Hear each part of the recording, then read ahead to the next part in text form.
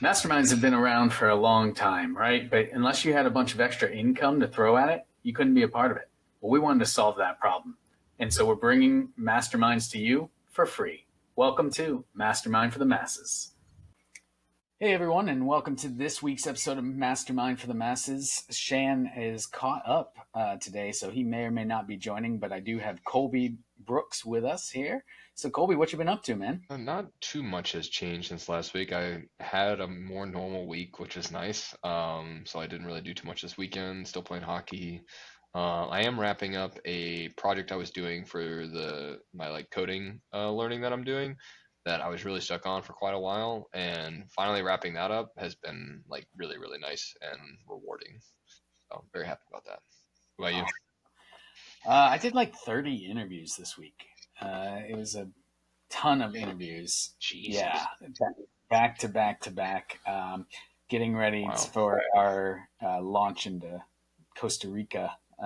So needed to make sure we identified who's going to be the key players in that. But that's been exciting for sure. Yeah. No, for Little, sure. That's crazy.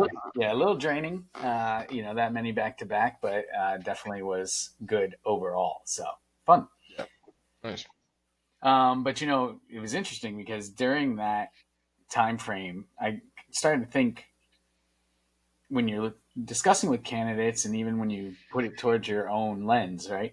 I was like, when is it the right time to kind of conform to the environment that you're in, and kind of adapt to it, or when is it, better for you to kind of chart the path, right? Chart the course and set Yeah.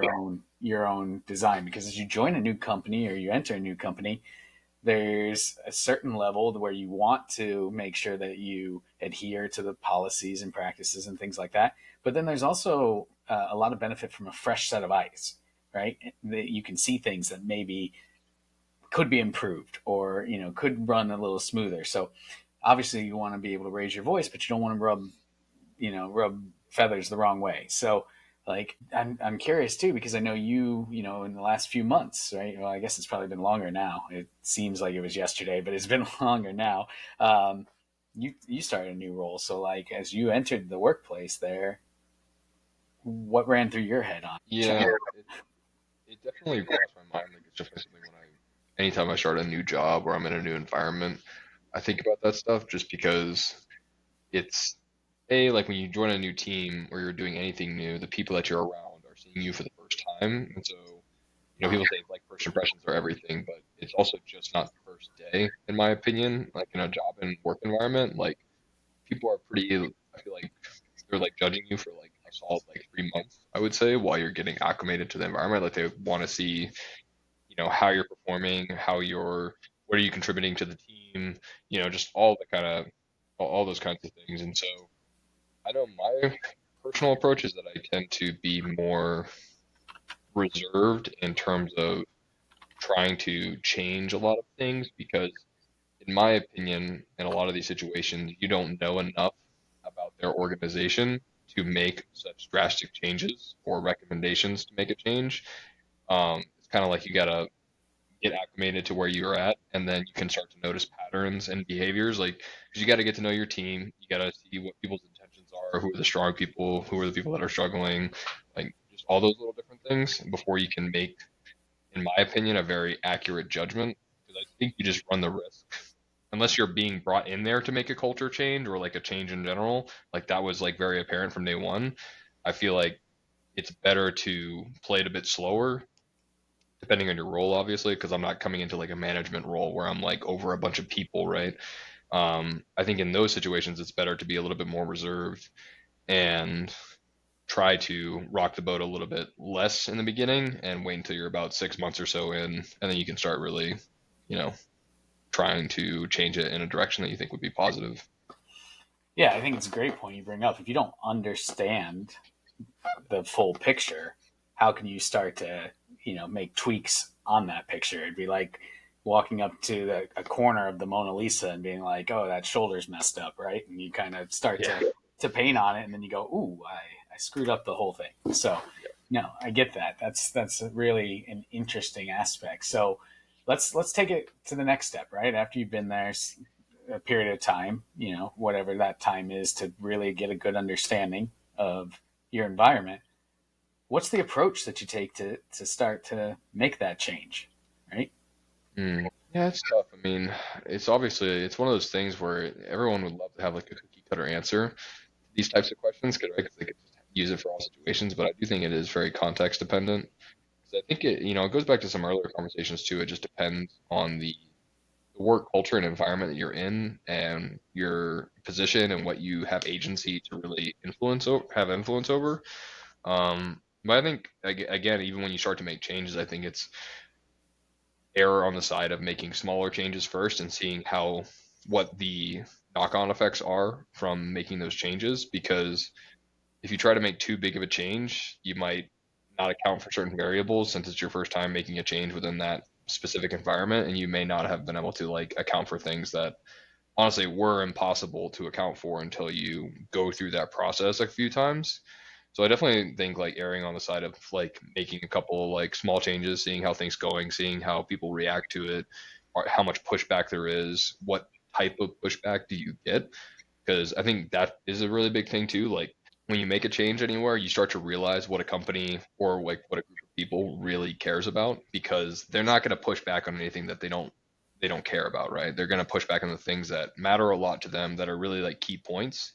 So even if you change something small, they're going to be like, wait, what about this? Like, how will this impact this part? And you're like, oh, that's interesting. Like, I didn't realize that you guys cared about this piece this much. Well, we are covering it, or, this is the plan for that. And then when you're thinking about what changes to make in the future, or the bigger changes you want to make, you can make sure that when you're at least making a case for the change to happen, that you can have an answer for that, or like have a sort of like proactive plan for how to deal with that. And I think that would also like help you with implementing the change that you wanted to implement, right? If you can come forward and already tell them how you're going to solve their key problems that they may have with the solution you want to implement, like before they even ask the question, they're much more likely to be like, oh, this person really understands the problem space that we're operating in and already has thought about this. Like it has like a greater level of trust.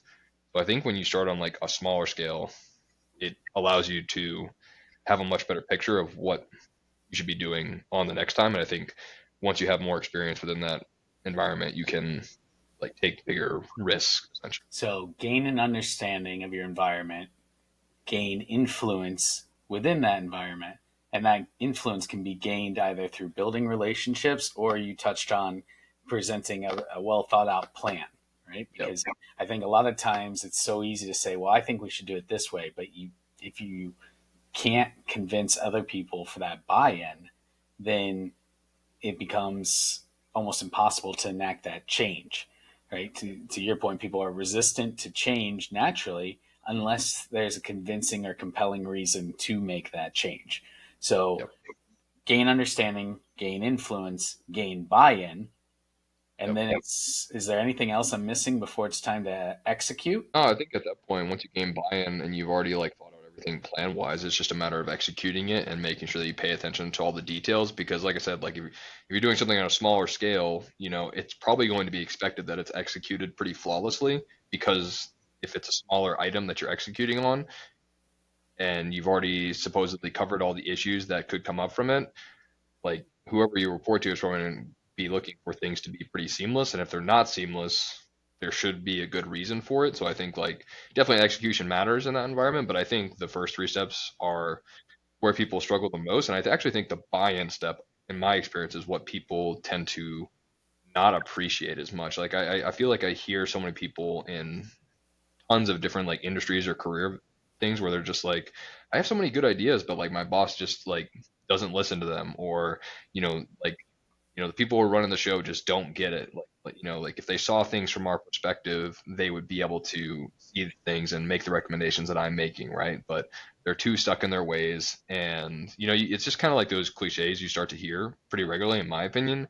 And a lot of the times, it's because the person complaining about that is actually also not aware of the things that are important to the business that they just don't feel like are important, right? Like for instance, if a certain business is extremely customer centric, but from your perspective, you just don't first like see that or like have it as high of a priority. Like you think the practical implications of what you're implementing would be of greater benefit, so it outweighs it. So who cares about like the slight knock-on effect to the customer? But like your CEO or just the company in general has a very customer-centric like culture, it doesn't matter what you believe. Like whether or not you're right or wrong is irrelevant in this situation. If you're trying to get someone to do something that you think would be of benefit, you have to explain to them, oh, I know you guys care about this a lot. Here's how we can mitigate this or completely remove that risk entirely just so that we get the benefit, right? And I just think people he has to come from a place of empathy and understanding of what your business actually cares about and why they have certain things that they're not willing to do. Like you need to understand that why piece of what they're scared to make a change about. And if you don't understand that, then you're never going to get buy-in from someone because people will always be more resistant to change on average than they are willing to take a risk on something. Because especially like in these bigger companies, there's a lot more at stake, right? If everyone just kind of took every suggestion at face value from every person who made a suggestion, even if it kind of sounds good, right? Companies probably wouldn't be doing so well if they just took every willy nilly suggestion box item that came across their desk. So Yeah, it's definitely true, and it goes back to that gaining understanding step, right? Seeing that big picture and kind of putting it all together. I think there's one more phase after the execution that we can dive into, but I also mm, want to ask you a question before we go there. That's more on that buy-in phase still. Do you think that sometimes people get in their own way getting buy-in because they want the credit? And I'll yes, tell you what I mean. Yeah. So right, it's my idea. I want to make sure that I get credit for the idea. I came up with that. And so mm, they're more focused on their personal image than they are the company's success. And I think that that sometimes can have a negative impact on getting buy-in, right? Because if you can convince the other person that it's their idea, or at least walk them to that idea through questioning and mm, things like that, you can get buy-in a lot easier than, hey, I think we should do this because I did the research, I did this, right? And it's not a we thing.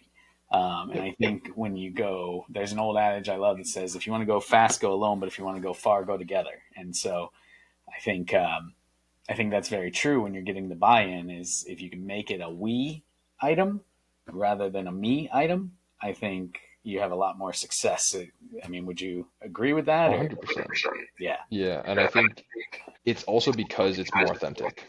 If Mm. it's really just about you and what you want, then and it comes across that way, like the person's going to kind of either explicitly or implicitly understand that this like you are tied to this idea and it's kind of like about you getting recognition, feeling good about changing something and not about like you're bringing this forward because you care about things running better, you care about things growing and improving. Like if it's not about you, the person doesn't like it. It just feels like more authentic in a way because if it is about you, there's like this kind of implicit fear that everyone has that like because you kind of like it just ruins the trust factor of like, well, are you just trying to manipulate me in order to get something like done so that it can be a nice talking point on your resume or so that you can maybe get a promotion in the future because of this? Like, or is it just actually a good idea? Because like you could implement something and it kind of looks good, but it didn't really end up doing too much, but like it kind of looks good on your resume and on like in your vision of the company.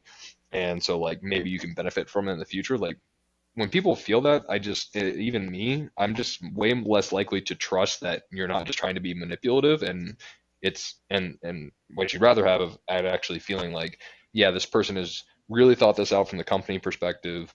They think it's a really great idea and it's not about them. Like I would just trust that person so much more and they'd have a lot more credibility in my eyes. Yeah, so definitely lean into the intent, right? If the intent is to Yep. better the company, better the operations, better the team, right, then usually it's going to be received well. But if the intent is for some kind of intrinsic gain, that that can be a problem. Not that it's bad to want to pursue those things, of course, but if that's what you're leading with, for a me advantage as opposed to a we advantage, I think that's when you run the risk of coming across, like you just talked about, of people thinking you're manipulative or only in it for yourself, and then you lose that, you hurt that relationship, which impacts your influence, and then you can't get that buy-in, so you wind up spinning your wheels and you get frustrated. I mean, that's typically what we see, right? um, Yep.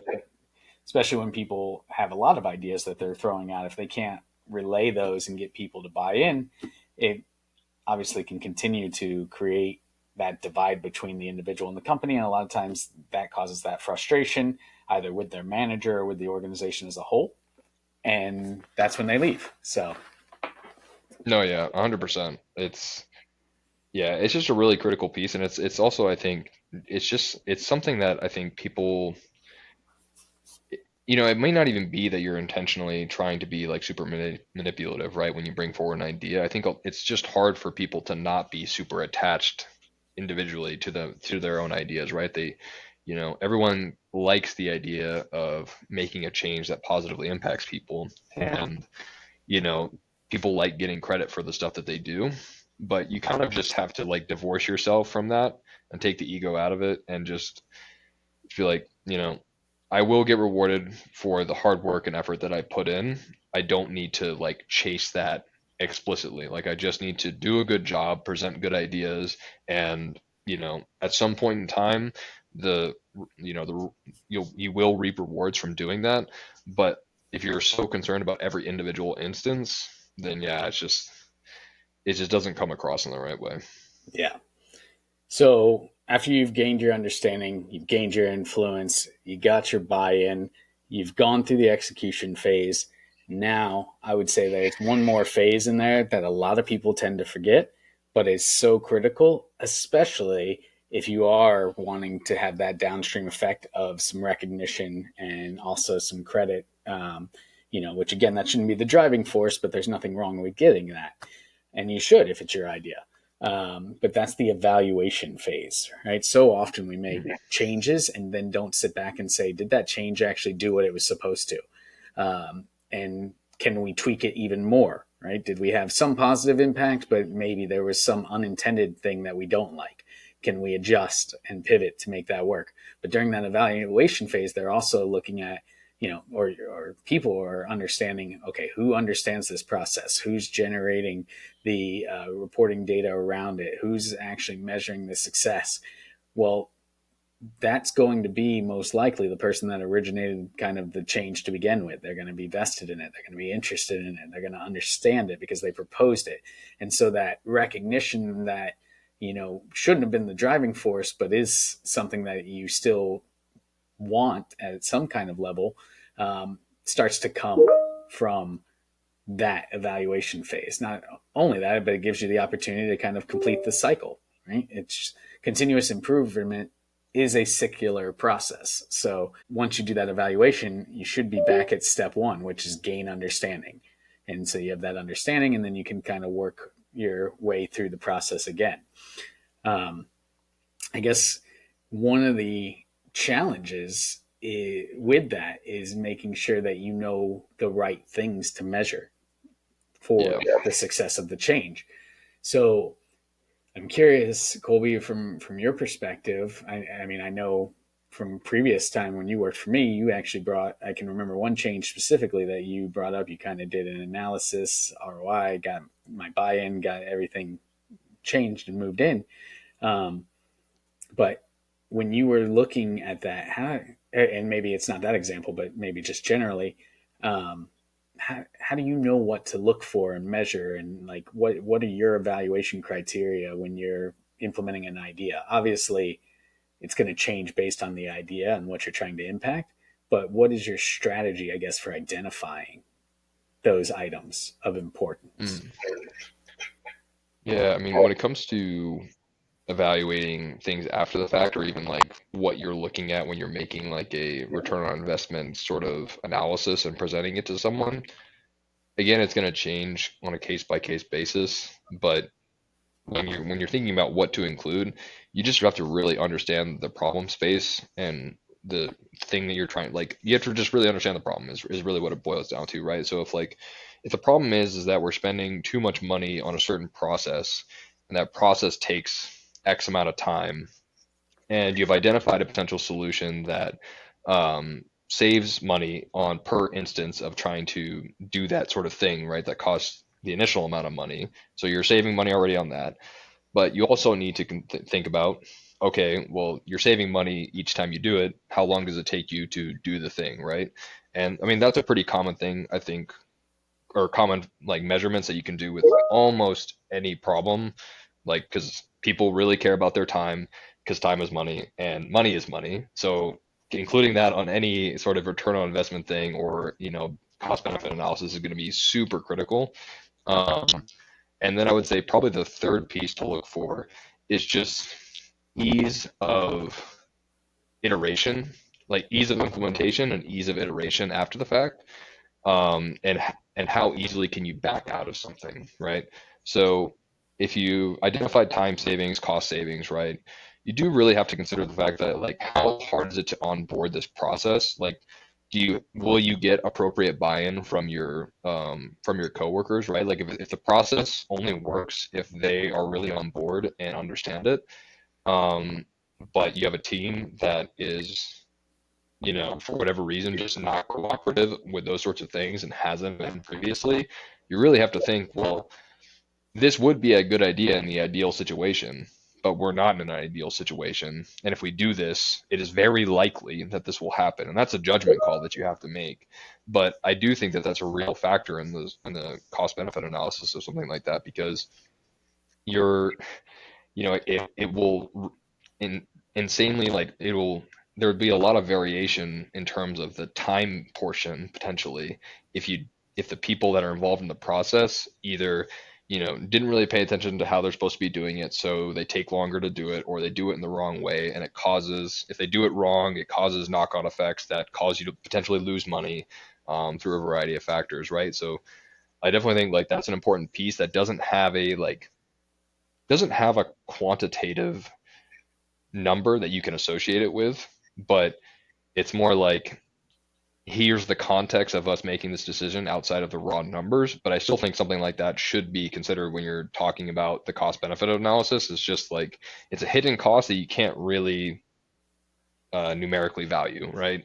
And I think too, sort of its iterability over time. I mean, usually when you talk about like it's saving you money and saving you time, it's very likely that it'll be easily sort of reusable, like the process will be sustainable over time, but not always. Like you have to consider, if it's a brand new product or solution that you're trying to integrate into the business, how much support is there going to be for that product in the future, right? Is this a business that has like a long tenure, that's been around for 20 years and has a history of providing great support for their products? You probably don't have anything to worry about. But if it's a new business and they put out a new product, there is inherently a certain amount of risk that you're taking because they have not proven themselves. Like you don't know if they're going to go under in the next year, and then you're left with a product, that won't be iterated on, that won't get patched if it's a piece of technology, right? There are some sort of, there's a risk factor there. And so I think like the time and money portion is extremely important. You have to kind of graph that out for people. But those two like kind of hidden costs or risks is also like extremely important. And I think that's like pretty universal across any problem or thing you're trying to do a cost benefit analysis on. But I'm curious, like, do you think there's any like other component, like in a general sense, that you would be looking for thinking about? I mean, for me, I always look at, does this make things easier or harder, right? Yeah.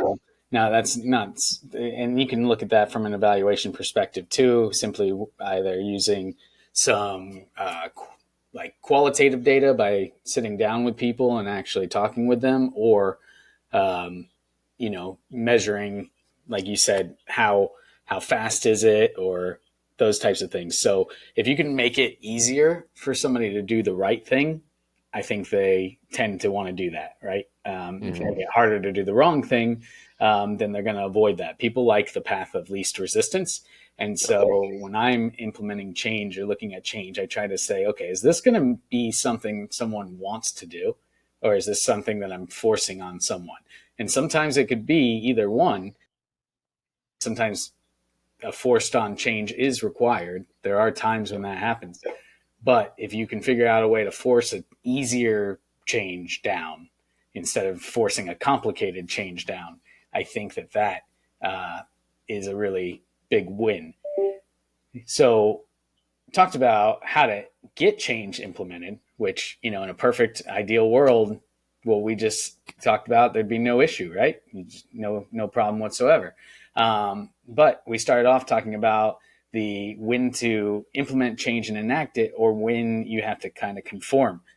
So let's say that you've put this change forward, you've done your research, you've gained influence, even got buy-in, but for whatever reason, there wasn't enough buy-in for a commitment, right? And you've been told this is not going to happen.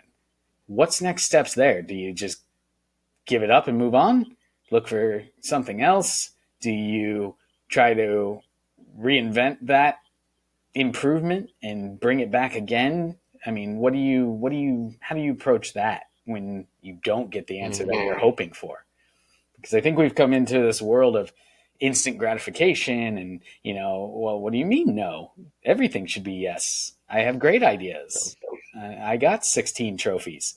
Like, but there are no's in this world. So how do you deal with that, or what's your approach to that when you're told nope, not going to happen? I mean, I definitely agree with you because like there's definitely been times, where I put forward a solution, for whatever reason it just didn't get the buy-in, or it just maybe they had buy-in and maybe it was just like you got to think about it too, like something I think people don't really appreciate, Yeah. especially from a management perspective, is there's there's mental bandwidth.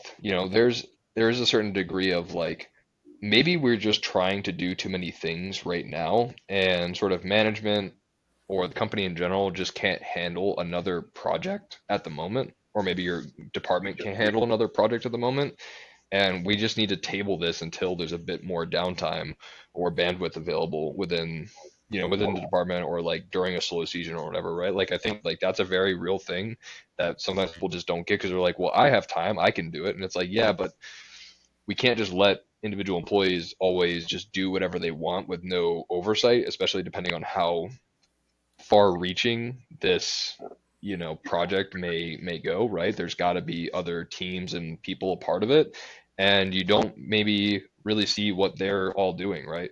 So I think like that's an important piece to really recognize, that may be the reason why they're tabling it. But even if it was just an outright no, or you didn't get the buy-in, I think it's just one of those things where it's like, okay, well, I'll table that solution in my own brain. I know it's there, and I'll continue to do whatever the current way is of doing it. I'm going to do it really, really well. I'm going to do it better than everyone else does it. And if there is another problem that comes up when doing that process, right, then I can just you can talk to your supervisor and be like, hey, like this came up again. Just wanted to make you aware of it. We're doing everything that we can, but we're still running into these issues because of X, Y, and Z. Just wanted to make you aware. And if your solution was really good and the thing that you're trying to solve is a continuous thorn in the side, if you call attention to it over time enough, if like you space that repetition out over time, the person that you're reporting to starts to realize, man, this really does happen regularly. But I think what the problem that happens is that people will get a no, and then they'll kind of almost silent quit on the thing. They'll just be like, whatever, I'm just gonna do this crappy thing that they want me to do. I'm not gonna really care about it anymore. I'm not gonna be invested, and I'm not gonna put any attention on it anymore. But then what happens is the manager thinks, oh yeah, it must have not been that big of an issue because I don't hear about it anymore. And that's the exact opposite of what you wanted. So I think it's just a thing where it's just like you said, I think there's a lot of people who kind of get very hurt on, like their ego gets really stung when stuff like that happens, and they're really frustrated, and they just don't respond well to that frustration, like that adversity. And it's just one of those things where it's like, if you really care and if you really want it to not just be about you but about solving something that's frustrating, then you would keep at it, you would have a positive attitude towards it, and you would do those like important things of just like calling attention to it when it happens again, but also just doing a really good job. It's like, don't do it and pout about it and complain about it. Like, do it really well, and then if an issue happens, you can call attention to it, and eventually over time, like I was saying, they'll be like, man, this really is a problem, we need to do something about it, if it's really that big of an issue. And sometimes you have to realize, man, maybe I'm just like, I individually get super annoyed by this thing, but it's really not a big deal. And I just got to let that go. Well, and that's kind of my answer to that, right? Is to circle back into the cycle that we talked about already. I would go, if I hit that wall, I would go straight to, okay, let me get back to understanding. And I Yep. think it's perfectly appropriate. And honestly, I think it shows the value of you as an employee to sit down with the manager or whoever is saying no and get the understanding as to how their thought process worked. Because to your point earlier, there could be many things going on that you're not aware of. There could be some downstream effects that you can't see because in your position, you're just maybe not aware of Hmm. those things. But by you going and talking out with the person or your manager or whoever that might be and getting an understanding of what's happening, it does two things. One, it gives you a better understanding of the organization, which can only help you in the long run when you're coming up with new ideas or you're looking for opportunity to grow within that organization. But then, secondly, it also subconsciously tells that person, that manager, director, whoever you're talking to, that you are vested in the company. It's not that you just wanted to get your idea out there and get credit and maybe get a raise, right? It was that you really are interested in the betterment of the organization and you want to know more about it and why the idea that you put forth wasn't the best idea at that moment, right? And then Yep. you might find out that it's a great idea. Maybe there's just only so much money in the budget and they had to prioritize, right? And to your point, maybe you're going to do it a little bit later, but that consistent follow up and that consistent commitment, it shines through. It's not going Hmm. to. I think this is probably a cliche, but I just saw it on the sign. It says, success doesn't happen overnight; happens over time. So if you show up every day at the office, giving your best effort, that also builds your influence, which then, as we talked about, helps you get buy-in easier. And as those results come in, it's that cyclical process again, right? Yep. So I think it can be repeated over and over again and generate successful change in the org, while also setting yourself up as kind of an innovator within the organization. Well, and to your point too, like the thing I like about the slow and steady approach is that, again, going back to when you do your like first big change, even getting to that point where you can like make a change within an organization is such an incredible opportunity because if you execute it really, really well, you gain a lot of trust and like your value as an employee skyrockets, especially to your boss, but even like above them as well. And like, so it's really like once you get an opportunity, you have to nail it. Like, it is so important to just like knock it out of the park because sometimes you might not ever get another opportunity if you screw up the first one, or it may not happen for a really long time because you've kind of lost a lot of the social capital and trust that you've built up over the time that you've been within that organization. So I think like one, it's really important to do that. And to me, again, it just highlights like even after you do one, it's still like not enough to like change the entire company. So if you do one, you get the opportunity to do the next one, you keep doing those things well, you do get to a point where like you gain more influence and influence over time, and you can get to a point where you have so much influence that people trust you to do much bigger things, and that's where you can really have a lot of influence over like your work environment. But it doesn't just happen instantly.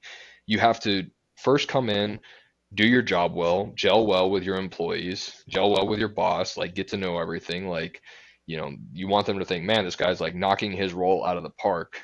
And then you should ask for more, right? Like, see, like, hey, like, what can I do to help out? Like, I want to provide more value or whatever, right, to your boss.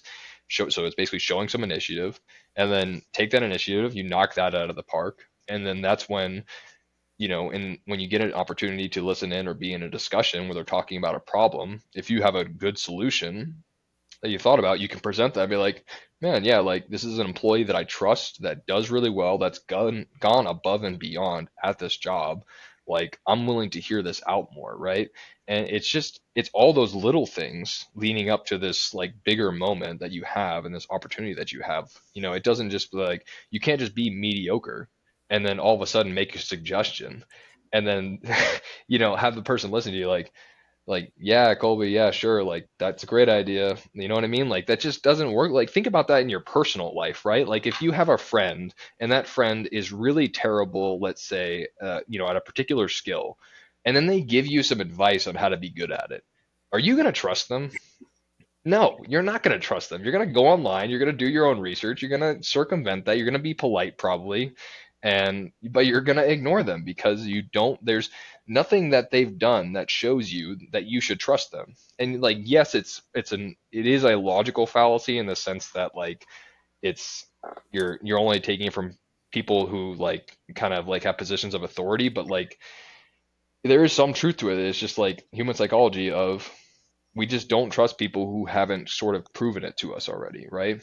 Um, and maybe if like they were stellar at a bunch of other stuff and you've never seen them do a particular skill, but at least if they're really good at all these other things that you respect them for, you'll still probably give them some ear and like hear them out, right? And maybe you'll do your own research, but like their opinion's going to have some weight.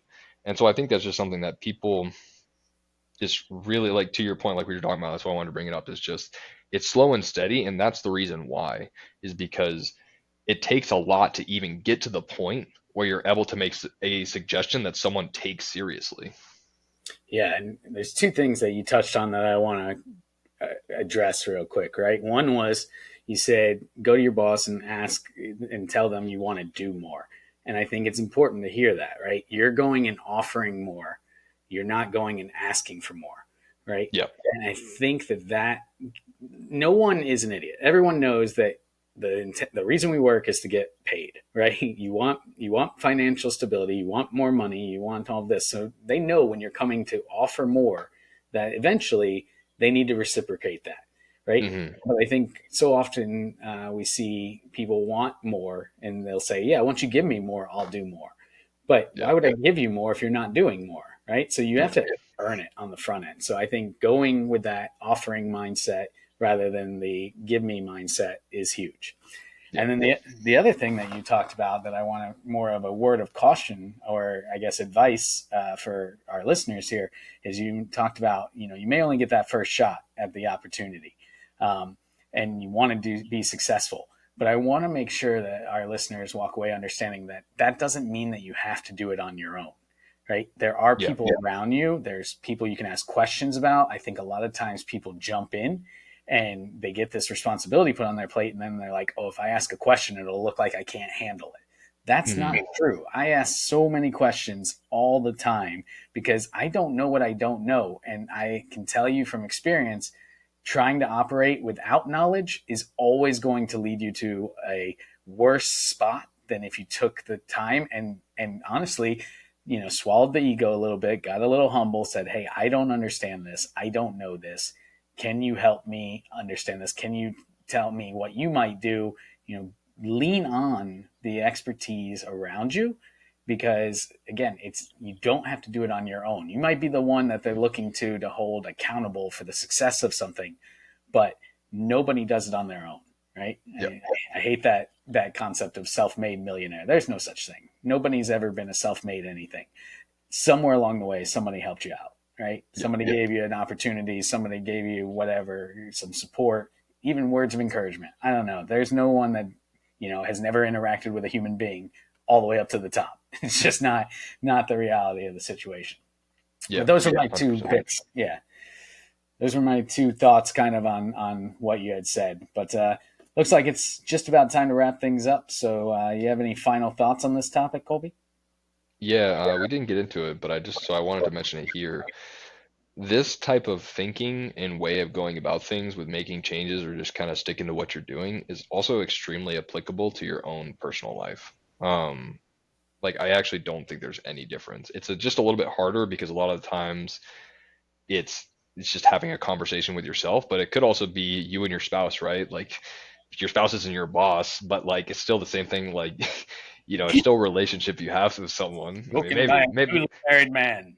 yeah, I mean, maybe they are, but you have kids potentially. You have your spouse or your partner, and like things are pretty similar in that direction too. Like You think about it like in your personal life. Yeah, sometimes you just don't have enough bandwidth to make a change right now. You just got to kind of grind out what you're currently doing, and you can make a change later in that thing, right? Sometimes you have to accept inefficiency in your life so that you can just move forward, and then you can find the appropriate time to make a change later. Like I just want to encourage people, like, this is not just a business context or career context conversation. This is very applicable, and honestly think it's more important in your personal life to approach things like this, because things can be overwhelming and you need to make hard choices about what to focus on now, what to delay till later, just like a business does with how they're going to approach growing and developing themselves. It's just like that for your own personal development. Yeah, and I think that's, I had a different final thought, but yours was so good that I kind of want to build off of that. One of the things I think of is with work, you tend to be able to break away. You get some time to reflect and some time to kind of disconnect from the hecticness. And I think in our personal life, sometimes we struggle with that. We have so much going on. It's not like you can take a break from yourself, right? Yep. So I think that shows the power and importance of taking some time for you, whether that's self care, whether that's, just going for a walk, whatever you need for that period to reflect and decompress a little bit and disconnect maybe from the hecticness of life. I think that can be so valuable to being able to understand where you can find that bandwidth, right? Going back to our change methodology, gain that understanding, right? Then influence the situation, um, get buy-in from others if needed, execute that change, and then evaluate that change and start it all over again. I completely agree that it works in your personal life. I just think sometimes we have a harder time seeing it because we're in it all the time, as opposed to, say, like The Office. 100%. But yeah, so those are final thoughts, except for one more final thought, which would be share this with your friends. Give us the positive ratings, throw it in your group chat. If you want, rent a billboard for us and just put it up there. Just get the word out. So we will appreciate that, and we will see you next time on Mastermind for the Masses.